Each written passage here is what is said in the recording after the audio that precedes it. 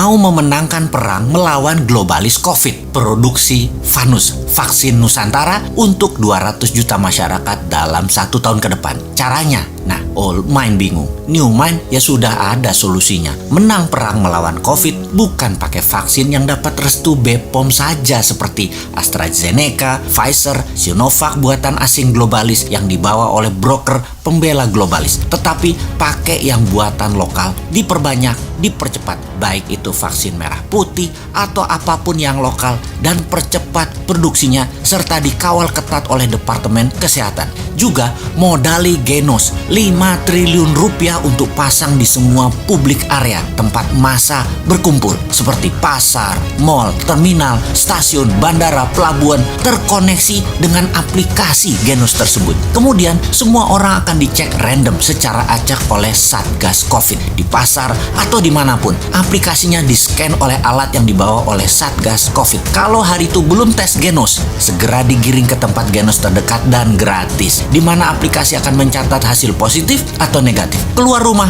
pastikan hasil Genos di aplikasi negatif. Tes Genosnya bisa dimanapun gratis dan dekat jaraknya dari Anda.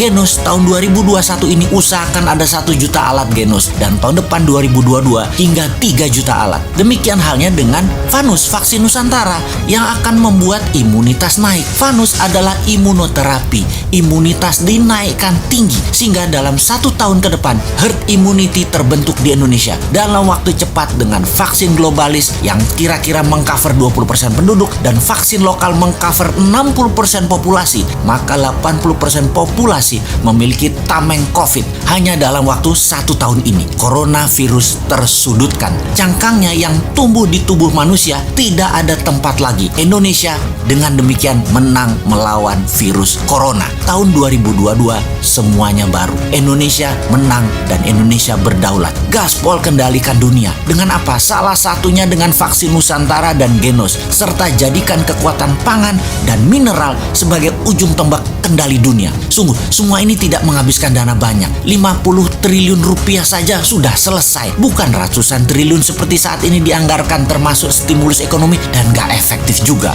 Oke, baik sahabat, ini hanya sekedar ilustrasi. Dan disinilah sesungguhnya sejak tahun lalu kaum New Mind teriak-teriak kencang. Inilah momen untuk Indonesia menang. Menang melawan COVID. Duluan masuk ke pit stop dan langsung menjadi negara terdepan menyelesaikan COVID di saat negara lain sibuk perang melawan COVID. Tidak ada momen yang terbaik seperti saat ini untuk printing money kecuali berbarengan dengan produksi. Printing money 50 triliun buat Genos dan Vanus vaksin Nusantara serta vaksin-vaksin lainnya, juga untuk memproduksi vitamin gratis yang akan dibagikan ke setiap anak bangsa. Semua itu 100% bahan bakunya lokal. Selesai itu masalah COVID. Sekarang momentum tersebut ada. Kalau saja dilakukan sekarang, ya benar, sekarang wahai pejabat, kalau Anda benar-benar mencintai rakyat dan bangsa, pastikan akhir tahun 2021 ini COVID 0. Dengan strategi printing money tadi, Indonesia tidak perlu import vaksin asing yang membuat broker vaksin asing, agen globalis dan agen politik 2024 memanfaatkan fasilitas kesehatan.